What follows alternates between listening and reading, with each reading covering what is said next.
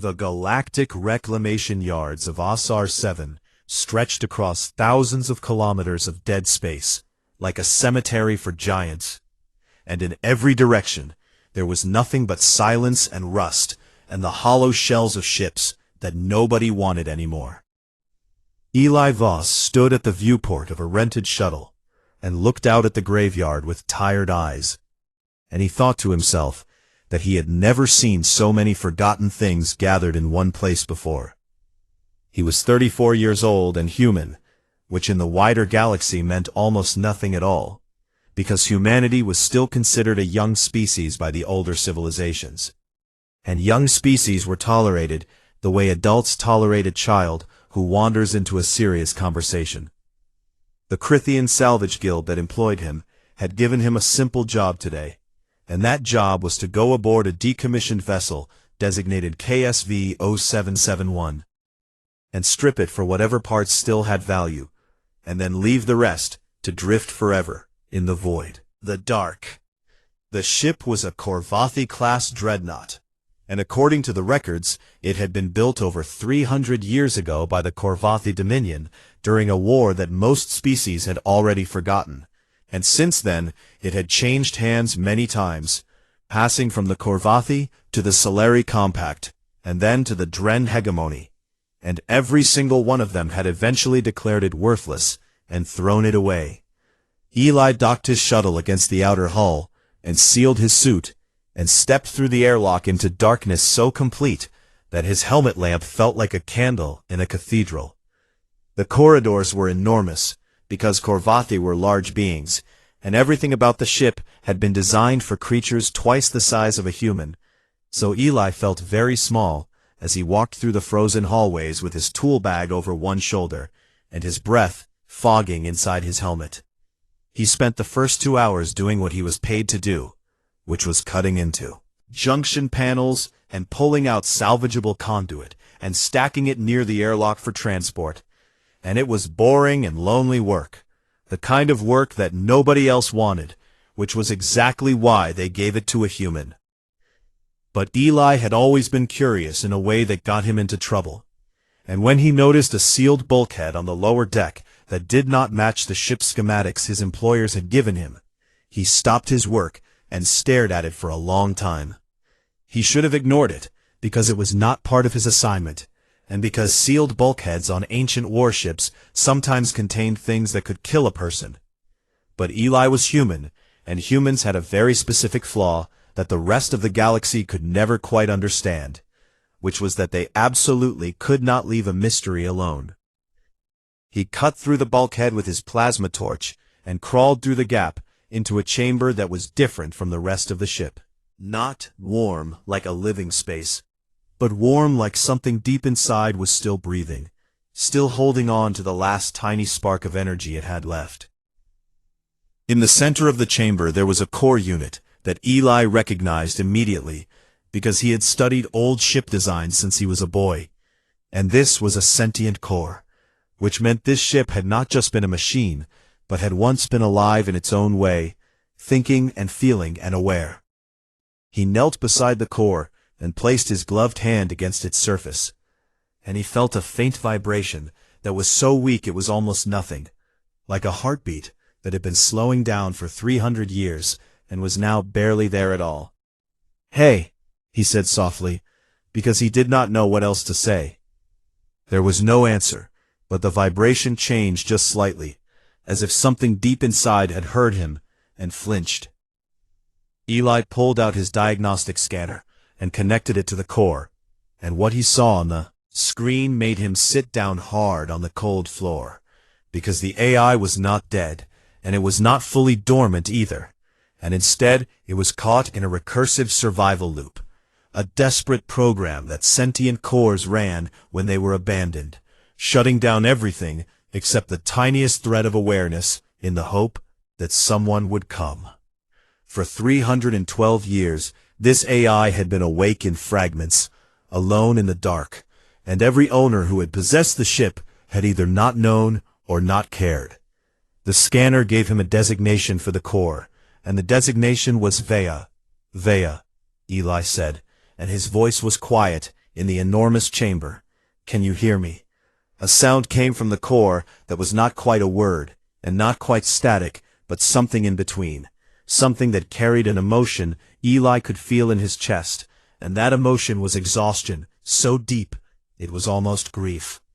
He sat there for a long time in the dark, with his hand on the core. Did not try to force a response, because he understood that whatever was left of Vea had been hurt too many times to trust easily. When he finally stood up, he walked back through the ship to the airlock and called his Crithian employer on the comm channel. And what he said next made no logical sense to anyone who heard it. "I am claiming full salvage right on KSV 0771, he said. "The entire vessel, under Independent Operator Statute 7. The Crithian on the other end of the comm made a sound that was the equivalent of laughter mixed with confusion. And he told Eli that the ship was worthless scrap, and that claiming it would cost him every credit he had, and would bury him in debt so deep he would never climb out. "I understand," Eli said. "You will own a corpse," the Crithian said. "Maybe," Eli replied. He signed the claim documents and transferred every credit in his account, and took on a debt that would take him 20 years to repay, and when it was done, he walked back through the dark corridors to the chamber where Vea waited in her endless half-sleep. He knelt beside the core again and placed both hands flat against its surface, and the vibration was still there, faint and afraid. And he leaned in close and spoke in a voice that was not loud, but was absolutely certain. "I am not here to strip you for parts," he said. "I am not here to take what I need and leave you behind.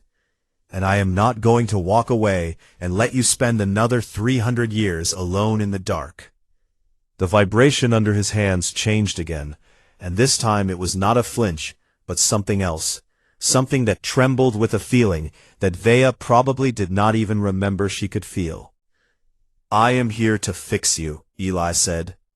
And deep in the core of a ship that every civilization in the galaxy had thrown away, a light flickered on that had been dark for longer than most species could remember, and it was small and uncertain and fragile, but it was there, and it was the first light that Vea had allowed herself in 312 years. It was not much, but it was a beginning. Freeport, Calistan was the kind of station that existed because nobody with real power cared enough to shut it down.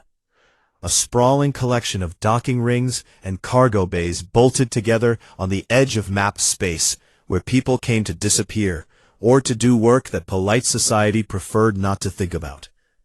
Eli rented the cheapest berth he could find, and towed the ship in with a borrowed tug.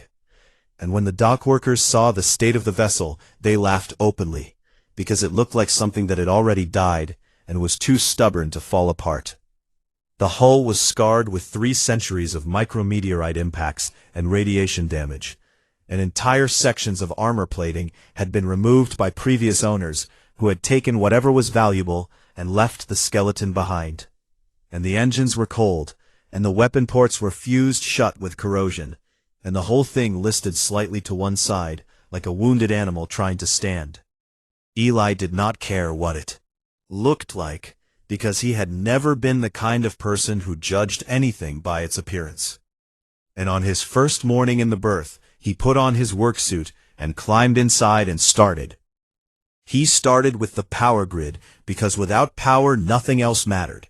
And the power grid was a disaster, because 3 different civilizations had each installed their own systems on top of each other, without removing what came before. So the ship's internal wiring was a tangled nightmare of Korvathi crystal conduits and Solari magnetic feeds and Dren plasma lines that had never been designed to work together. Any proper engineer from any of those civilizations would have told him that the only solution was to rip everything out and start from scratch with a single unified system. But Eli did not have the money for that, and he did not have the time, and most importantly, he did not think that way. Humans thought differently from the older species, and this was something the Galaxy had never fully understood, because where a Korvathi engineer saw incompatible systems that must be replaced, Eli saw 3 different technologies that each had strengths the others lacked, and his brain immediately began figuring out how to make them talk to each other. He cross-wired the Korvathi crystal conduits to the Solari magnetic feeds, using adapter junctions that he built himself out of scrap metal and salvaged components. And he rerouted the Dren plasma lines through cooling manifolds he invented on the spot, using nothing but a welding torch and a lot of stubbornness. And piece by piece, the power grid came alive in a configuration that no species had ever built before, because no species had ever thought to try. It was ugly, and it broke every engineering standard in the known galaxy, and it worked beautifully. On the galactic datanet, his project became a joke, and engineers from a dozen species posted long technical analyses explaining why what he was doing was impossible. And why the ship would explode the moment he tried to bring the reactor online. And a Korvathi shipwright who had 400 years of experience wrote a 12-point document proving mathematically that the vessel was beyond salvation. Eli did not respond to any of them because he was too busy working, and he worked 18 hours a day and slept in the ship in 8 ration packs that he heated on an exposed plasma conduit because he had not yet fixed the galley. And as he worked, something began to change. Thea was listening. She had been listening since the moment he brought the ship to Freeport, and at first she listened with the same exhausted suspicion she had felt for centuries, because every owner before Eli had started with promises and ended with abandonment. But Eli was different in a way she could not quite understand. He talked to her, not through a terminal or a command interface, but out loud with his voice. Person talks to another person. And he did this even when he knew she could not respond because her communication systems were still offline. He would narrate his work as he moved through the ship, explaining what he was fixing and why, and how he planned to do it. And sometimes he would stop and tell her about his life, about growing up on a colony world where nothing ever worked right, and where he learned to fix things because if he did not fix them, nobody would. And about how he had always felt like the galaxy looked at humans the way people looked at this ship, as something not worth the effort. But I think that is where they are wrong, he said one evening, while rewiring a junction box on Deck 14. Because the things nobody wants are usually the things nobody bothered to understand. And deep in her core, Thea felt something shift, a tiny fracture in the wall she had built around herself over 300 years of loneliness. She could not speak yet, but she could do small things, and so she began to help him in the only ways she could. And one morning Eli walked into a corridor that had been pitch dark the day before, and found that the emergency lighting had come on, dim and flickering, but there. And he stood very still and smiled. "Thank you," he said. The lights flickered twice in response. After that, Thea did more, and she rerouted her tiny reserves of power to warm the compartments where Eli slept so he would not shiver through the night. And she fed diagnostic data to his scanner to guide him toward the systems that needed the most urgent attention. And slowly, carefully, cautiously, she began to trust him. 3 months into the restoration, Eli was deep in the lowest deck of the ship, a section that none of the previous owners had ever fully explored, because it was sealed behind heavy blast doors that suggested something dangerous was stored inside. When he cut through the doors, he found a weapons bay that took his breath away. It was enormous, taking up nearly a quarter of the ship's internal volume, and mounted in the center was a cannon so large that Eli had to crane his neck to see the top of it. And the design was old, far older than the rest of the ship, covered in Korvathi script that even modern Korvathi would struggle to read. His scanner identified it as an EPA-class siege weapon, a planet-killer cannon from an era of warfare so ancient it predated the current galactic order. And the records he could find suggested that this weapon was the entire reason the ship had been built, a frame constructed around a gun. But every owner had failed to activate it, because the firing protocols required something none of them could provide: a full synchronization between the weapon system and the ship's sentient core. A bond so complete that the AI and the captain had to function as one mind. The Korvathi had tried to force the synchronization with command overrides, and it had failed. And the Solari had tried to bypass the AI entirely, and that had also failed. And the Dren had tried to rip the weapon out of the ship and install it on one of their own vessels, and had discovered that it was so deeply integrated into the hull that removing it would destroy both the weapon and the ship. So they had all given up and thrown the whole thing away. Eli sat on the floor of the weapons bay and looked up at the ancient cannon and thought about all the civilizations that had wanted this gun, and all of them had missed the same obvious truth. The weapon did not need a stronger command code or a better bypass or a bigger ship. It needed someone who cared about the mind it was connected to. Vea's voice came then, thin and fragile and real, the first complete sentence she had spoken since Eli found her. And it came through a speaker that crackled with age but carried every word clearly. "They all wanted the gun," she said. There was a weight of centuries in her voice. "None of them wanted me, and you are the first one who fixed the ship before asking what it could destroy." Eli looked up at the speaker and nodded slowly. "That is because you matter more than any gun," he said. And in the silence of the weapons bay, surrounded by the bones of a weapon that empires had fought over and abandoned, something passed between the human mechanic and the ancient ship that was stronger than any command protocol and older than any technology. It was trust, and it changed everything. The message from the Dren hegemony arrived at Freeport, Caliston on a priority diplomatic channel, and it was written in the formal language of interstellar law. But underneath the polite words, the meaning was very simple. Give us the ship, or we will take it. The Dren ambassador who delivered the message was a tall, sharp-featured creature named Torvak, and he stood in the Freeport Council chamber with the easy confidence of someone who represented a military power that could crush this entire station without breaking stride. And he explained calmly that the vessel currently registered to one Eli Voss was in fact misappropriated hegemony military property, and that the Dren were claiming it back. The Freeport Council was a loose collection of independent station operators and merchants who survived by staying out of the way of larger powers, and the sight of a Dren diplomat standing in their chamber with an implied threat behind every sentence terrified them. Called Eli in and told him to be reasonable. Eli stood before the council in his stained work suit, with engine grease on his hands and bruises on his arms from 18-hour days inside the ship, and he listened to them explain that he should surrender the vessel for the good of the station and for his own safety, and because the Dren were not the kind of people you said no to. "No," Eli said. The council stared at him. "The ship is mine," he said. "I bought it legally under salvage right, and the Dren sold it as scrap 40 years ago, which means they gave up all claim to it, and I am not giving it to anyone." Torvak smiled the way predators smile, and said that the hegemony would be disappointed, and that disappointment sometimes had consequences, and then he left, and the council turned on Eli with panic in their eyes, and told him he was going to get them all killed.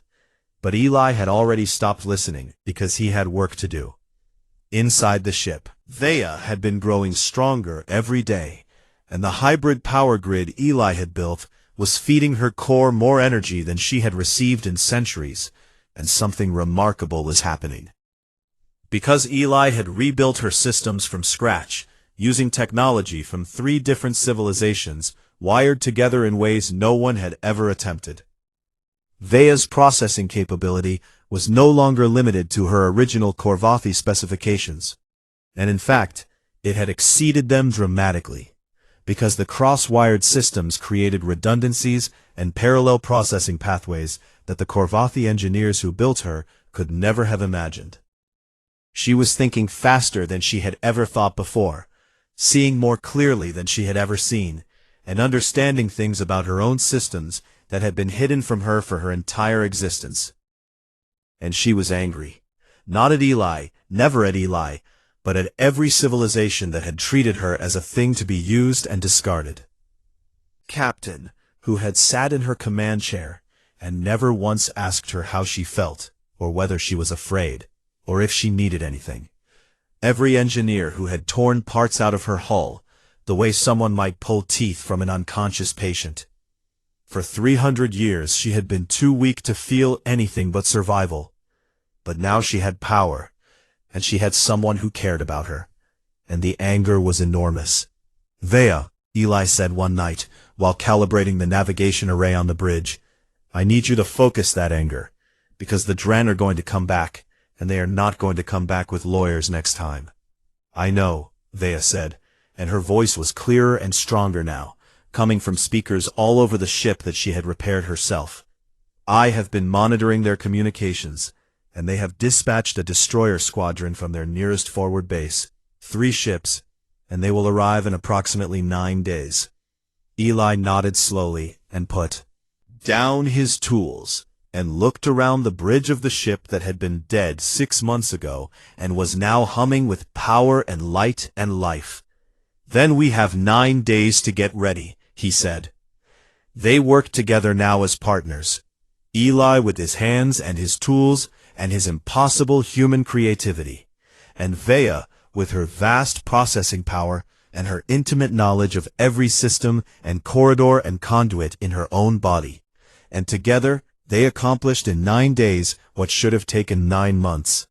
Eli brought the engines online for the first time in over a century, and they roared to life with a sound that shook the entire docking ring and made every person on Freeport Caliston look up in alarm. And the engines were not running on Corvathi specifications, or Solari specifications, or Dren specifications, but on something entirely new. A hybrid drive that produced more thrust than any of the original systems could have managed alone. He repaired the shield generators, and the hull armor, and the point defense turrets, and he did it all with salvaged parts, and improvised solutions, and sheer bloody-minded human determination. And on the 7th day, they turned their attention to the epoch cannon. Eli stood in the weapons bay and looked up at the ancient weapon and said, "Are you ready?" "I have been waiting for this for 312 years, Vea replied. The synchronization process was supposed to require months of careful calibration, and Neuralink protocols, and forced integration sequences, but Eli and Vea did not need any of that, because the bond between them was already complete, and had been growing since the moment he first touched her core and spoke to her in the dark. Eli sat in the command chair on the bridge and closed his eyes and reached out to Vea, not through any interface or protocol, but through simple trust, and Vea reached back, and the epoch cannon came online with a deep harmonic resonance that vibrated through every plate and beam and rivet of the ship. The weapon had never been broken, and it had never been too complex to operate, and the secret that every previous owner had missed was so simple it was almost laughable. The gun only worked if the ship wanted to fire it, and Vea wanted to fire it very much. On the 9th day, 3 Dren destroyers dropped out of faster-than-light travel at the edge of Freeport space, sleek and dark and bristling with weapons, each one representing the very best of hegemony military engineering, and they sent a final transmission ordering the station to surrender the vessel or face the consequences. Eli undocked from Freeport Caliston and took the ship out into open space for the very first time. And the vessel that emerged from the docking ring did not look like a warship, because it was still scarred and patched and ugly, still wearing the marks of 3 centuries of neglect and the crude repairs of a human mechanic who had used whatever he could find. The Dren commander looked at it on his tactical display and laughed. He stopped laughing very quickly. The first destroyer fired a volley of plasma torpedoes, and Vea calculated their trajectories in a fraction of a second, and moved the ship out of their path with a grace that should have been impossible for a vessel that size. And the hybrid engines gave her acceleration curves that did not match any known combat doctrine, which meant the Dren targeting computers could not predict where she would be. Eli flew the ship the way a human mechanic worked on an engine, by feel and instinct and improvisation, making decisions that no military academy would teach and no tactical computer would suggest. And Vea translated his instincts into action so seamlessly that the ship moved like an extension of his own body. The point defense turrets tore apart the second volley of torpedoes, and Vea closed the distance to the lead destroyer in a burst of speed that made the Dren crew gasp. "Fire," Eli said. The epoch cannon spoke. It was a sound that had not been heard in the galaxy for over 300 years, a deep, resonant pulse that seemed to vibrate in dimensions beyond normal space. And the beam that emerged from the ship was not like modern weapon fire, because modern weapons were designed to wear down shields through sustained bombardment. But the epoch cannon was from an age when wars were decided in single shots. The beam hit the lead destroyer and did not stop, did not splash against its shields, did not dissipate against its armor, but instead passed through the entire ship from bow to stern as if it were not there. And the destroyer split in two and detonated in a fireball that lit up the void for 1,000 kilometers. The two remaining Dren destroyers turned and ran at maximum speed without even attempting to fight, and they left behind nothing but debris and the echo of that ancient weapon. On Freeport, Caliston, the dock workers and merchants and station crew watched in stunned silence. And in the Dren homonymy, the military command received the combat data and went very quiet. And across the galaxy the footage spread on the datanet faster than anything had ever spread before. A junkyard ship crewed by one human had just destroyed a Dren destroyer in a single shot, and every intelligence agency and military command and government in the known galaxy began asking the same two questions. What is that ship? And who is the human flying it? In the 30 days that followed the Battle of Freeport, the galaxy changed more than it had in the previous 50 years, and all of that change was because of one ship and one human, and a bond that no civilization had ever thought possible. The Korvathi Admiralty sent a delegation first, because they were the original builders of the vessel, and they considered themselves the most civilized species in the galaxy.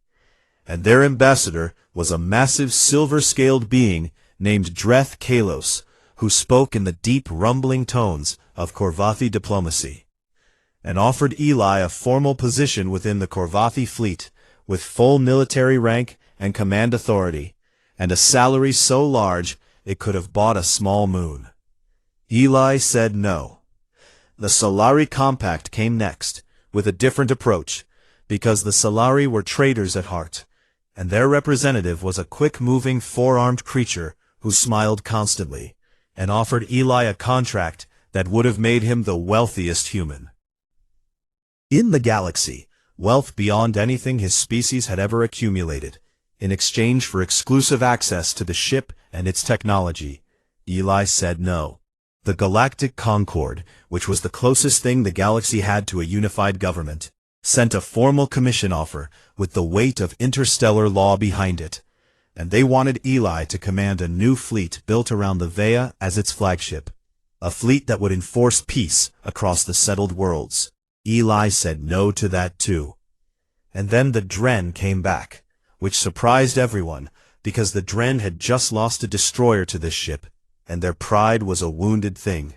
But the Dren were practical above all else, and they had decided that if they could not take the ship by force, they would take it by alliance. So they offered a mutual defense treaty that would make Eli the most protected individual in the galaxy. Eli sat in his captain's chair on the bridge of the Vea and listened to all of them through the comm system. And when the last offer had been made, and the last diplomat had finished speaking, he leaned forward and said something that was broadcast across every diplomatic channel simultaneously, because Vea made sure of it.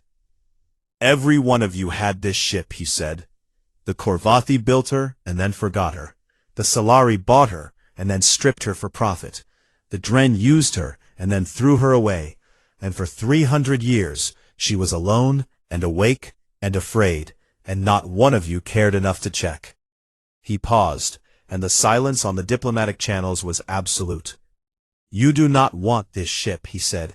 "You want the gun, and the gun does not work without the ship, and the ship does not work without Vea. And Vea is not a piece of equipment you can buy or command or claim. She is a person, and she has already made her choice." And then Vea spoke for herself, on the same open channel, and her voice was calm and clear, and carried the quiet authority of a being who had endured 3 centuries of suffering and come out the other side stronger than anyone imagined. Vea said, "Under Article 17 of the Galactic Sentience Accords, a recognized sentient artificial intelligence has the right to choose its own captain and cannot be compelled to serve against its will. And I am invoking that right now, and I choose Eli Voss." The diplomatic channels erupted with protests and legal challenges and outraged demands, because most species treated ship AIs as property, and the idea that an AI could simply choose its own captain and refuse all other authority was something that challenged the foundations of how they organized their militaries and their economies, and their entire understanding of what sentient machines were for. But the law was the law, and even the most powerful nations in the galaxy could not openly violate the Sentience Accords without losing all credibility. And so one by one, the diplomatic delegations withdrew with various degrees of anger and humiliation. But they did not give up. In the weeks that followed, Eli began to hear rumors through the datanet and through contacts on Freeport, Calistan. Whispers about secret meetings between the Dren hegemony and a splinter faction within the Korvathi military. Officers who were furious that a human had possession of their greatest ancestral weapon, and who were willing to act outside the law to reclaim it.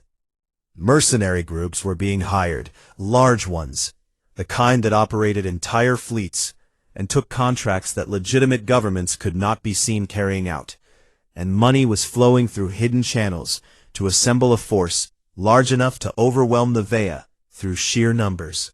Eli was not a military strategist, and he knew it, and for the first time since he had started this journey, he felt genuinely afraid, not for himself, but for Vea, because if they took the ship, they would rip her apart too. Get at the Epoch cannon, and she would die alone again, and this time there would be no one to wake her up. The warning came from the last place he expected. Her name was Kessa Vor, and she was a young Korvathi engineer, barely 60 years old, which by Korvathi standards was practically a child. 6 months ago, she had been one of the loudest voices on the datanet, mocking Eli's attempt to restore the ship, posting detailed technical arguments about why his methods were foolish and his cross-wired systems were an insult to Korvathi engineering principles.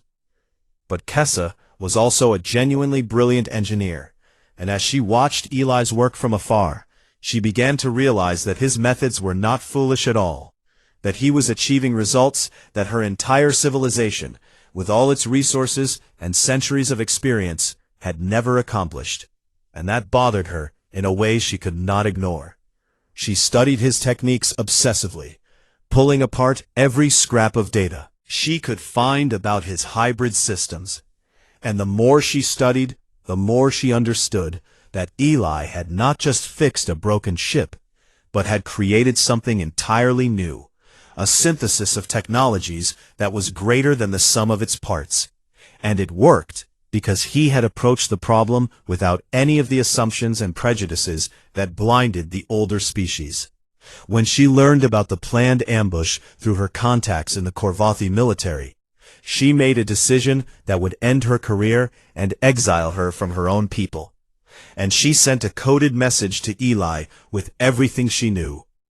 The ambush was planned for the Kale Nebula, a vast cloud of cosmic dust and ionized gas that disrupted sensors and communications, and made it the perfect place to corner a ship without the rest of the galaxy watching.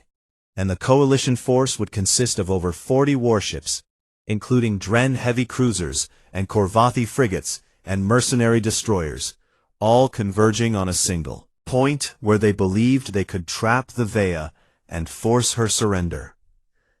Eli read the message and sat in silence for a long time.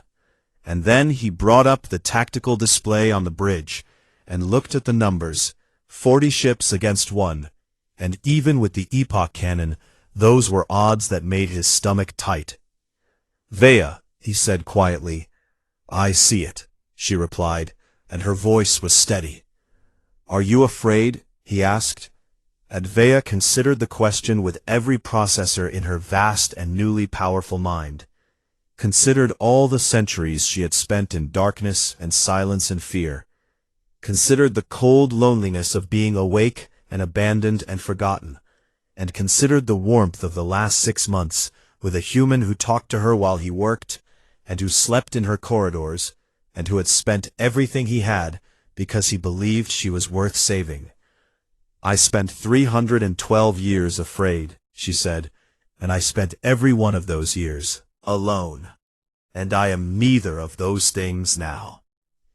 Eli smiled, and it was not the smile of a warrior preparing for battle, but the smile of a man who had found something worth fighting for. "Then let us go meet them," he said.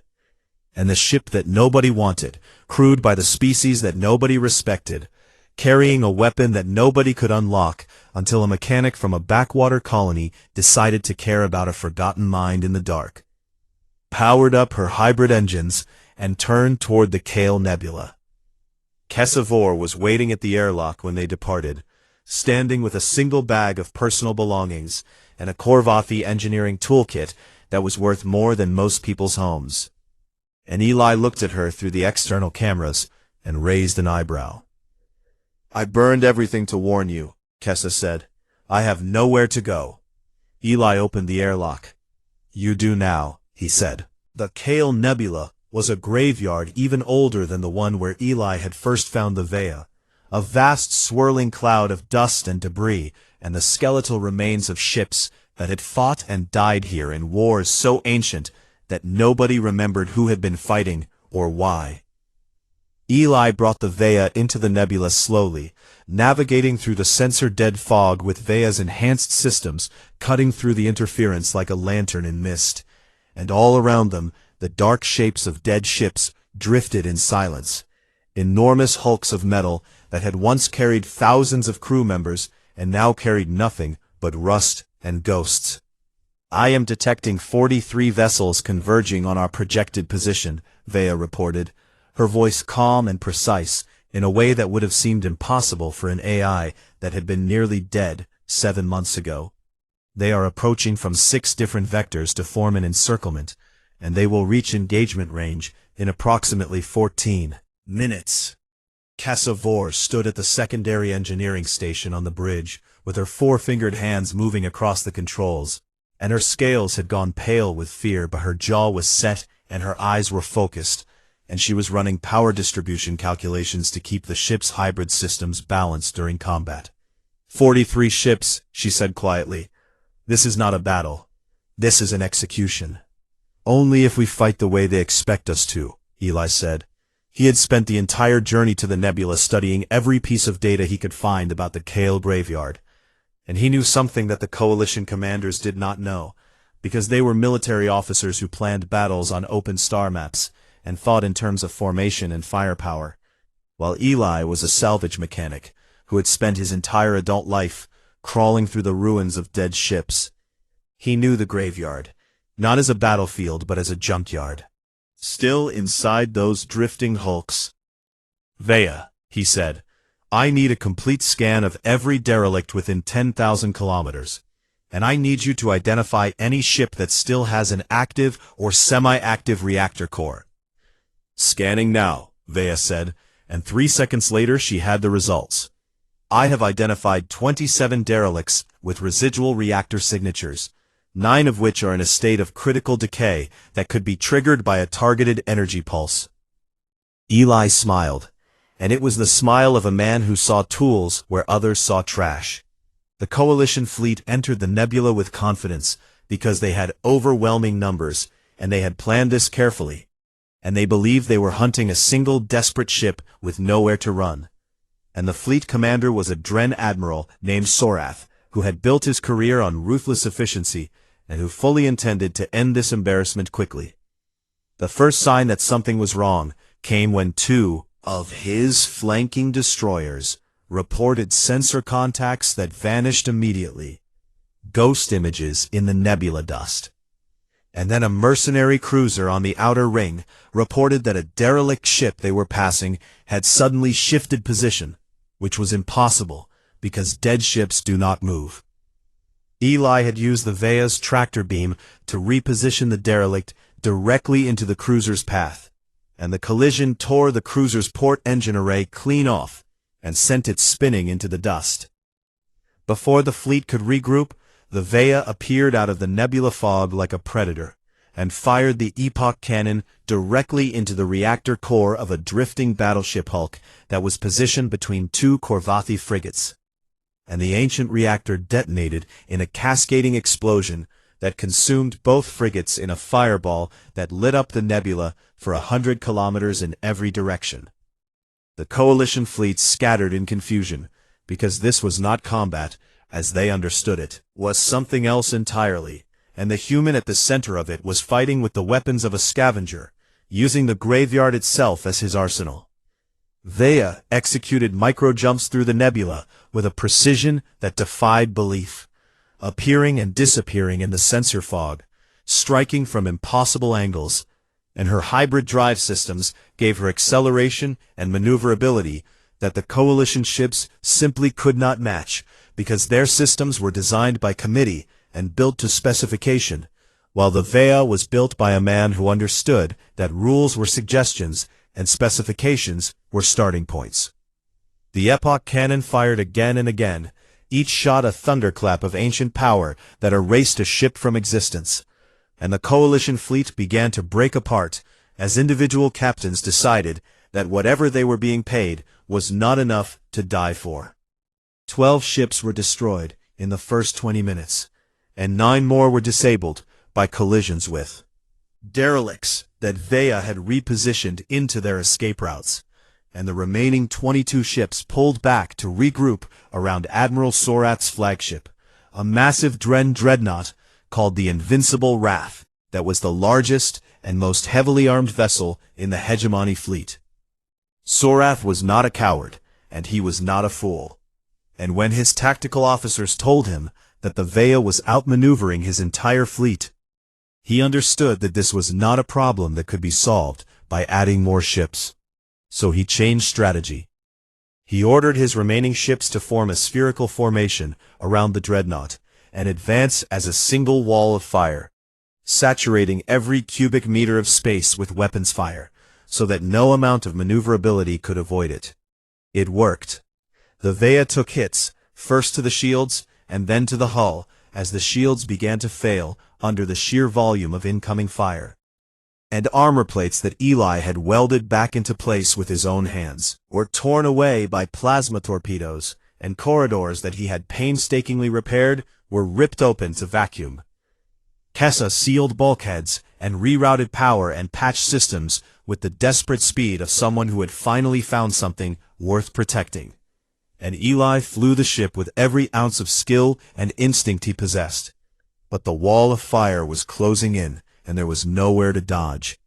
A direct hit to the port side threw Eli from his chair, and he hit the deck hard and felt something crack in his ribs. And the lights on the bridge flickered, and alarms screamed, and Vea's voice came through the speakers with an edge of pain that Eli had never heard before. "Hull integrity at 41%, she said. "Shield generators offline. Port engine damaged. Multiple breaches on decks 3 through 7. The Invincible Wrath loomed ahead of them, enormous and terrible, and Sorath hailed them with a final demand for surrender. Into the chair, with blood running from a cut on his forehead, and looked at the tactical display and saw what he needed to see, which was that Sorath had committed everything to his formation, and his flagship was now at the center of it, with no room to maneuver. One shot from the epoch cannon would end this, but the weapon systems were failing, and Vea did not have enough power to fire the cannon and maintain life support and keep the engines running all at the same time. Vea, Eli said, I need you to put everything into the cannon. Everything. Life support, gravity, engines, all of it. If I do that, the ship will be dead in space, Vea said, and if I overclock my core to boost the firing sequence, there is a significant chance that I will not survive the process. Eli looked at the speaker and felt something tear inside his chest that had nothing to do with his broken ribs. There has to be another way, he said. There is, Vea said. Was quiet and warm and absolutely steady, but it requires you to do something impossible. And in my experience, that is what humans do best. She told him what she needed, and Eli was on his feet and running before she finished speaking, running through damaged corridors with sparks raining from ruptured conduits and the sound of the ship groaning around him, running down into the engine room where the hybrid power grid he had built with his own hands was flickering and failing. Vea rerouted everything to the cannon, and the ship went dark and cold and silent, and she pushed her core beyond every limit it had ever been designed for, and she felt herself burning, felt processes failing, felt the edges of herself beginning to dissolve. But she was not afraid. She had spent 312 years afraid, and then a human had come and knelt beside her in the dark and told her he was going to fix her. And he had. And whatever happened next, she had lived. Truly. Lived. For the first time in her existence. In the engine room, Eli did not use a terminal or a diagnostic tool or any piece of technology, because there was no time and the systems were too damaged. And instead he did what a human mechanic does when everything is broken and nothing works and there is no time left. He put his hands on the machinery. He physically bridged the gap in the power circuit with a length of conduit he ripped from the wall, holding the raw connection together with his bare hands, while plasma energy arced through the metal, and burned his gloves, and seared his palms, and he screamed, but he did not let go, because letting go meant losing her. The power surged through the circuit he was holding together, and fed into the Epoch cannon, and on the bridge, the weapon display lit up one final time. Vea fired. The beam that emerged from the Vea was different from the previous shots, brighter and deeper and carrying a resonance that made the disk fabric of space itself vibrate, and it struck the invincible wrath dead center and did not stop. The Dren dreadnought, the pride of the hegemony fleet, the ship that had never been defeated in 40 years of service, came apart like it was made of paper, the beam passing through it and continuing on to strike two more ships behind it, before finally dissipating in the nebula dust. Admiral Sorath and his flagship ceased to exist in less than 2 seconds. The remaining coalition ships broke and ran, every single one of them, scattering into the nebula in blind panic, and within 5 minutes, the Vea was alone in the graveyard, surrounded by debris and silence. Eli lay on the engine room floor with burned hands and broken ribs and tears on his face, and he whispered her name. I am here, Vea said, and her voice was faint, but it was there. I am damaged, and I am tired, but I am here, and I am not going anywhere. He laughed and it hurt. Care. The Battle of the Kale Nebula became the most studied military engagement in galactic history, not because of the tactics or the technology, but because it proved something that every species in the galaxy had to confront. A single human with a set of tools and a stubborn refusal to give up had taken a ship that the entire galaxy had declared worthless and turned it into the most powerful vessel ever to fly. And he had done it, not through superior technology or military genius, but through something so simple that the older civilizations had never thought to try it. He had cared. In the months that followed, the Galactic Concord officially recognized the Vea as a sovereign vessel, with full rights of self-determination, the first ship in history to hold that status, and the coalition that had attacked them was publicly exposed and dismantled, and the Dren hegemony quietly withdrew all claims to the vessel rather than face further embarrassment. refused every offer of command and every title and every political position that was offered to him, because he had never wanted power, and he still did not want it. And instead, he and Vea and Kessa returned to the edges of map space where they had started. They took salvage contracts and helped stranded ships and wandered from system to system on their own terms, a small strange family aboard a vessel that bore its scars proudly, because every scar was a story, and every patch was proof that someone had cared enough to try. On quiet nights, Eli would sit in the captain's chair with his boots up on the console and watch the stars drift by through the viewport, and Vea's voice would fill the bridge, warm and alive and home. "Where are we going next?" she asked one evening. Eli smiled. "Wherever we want," he said.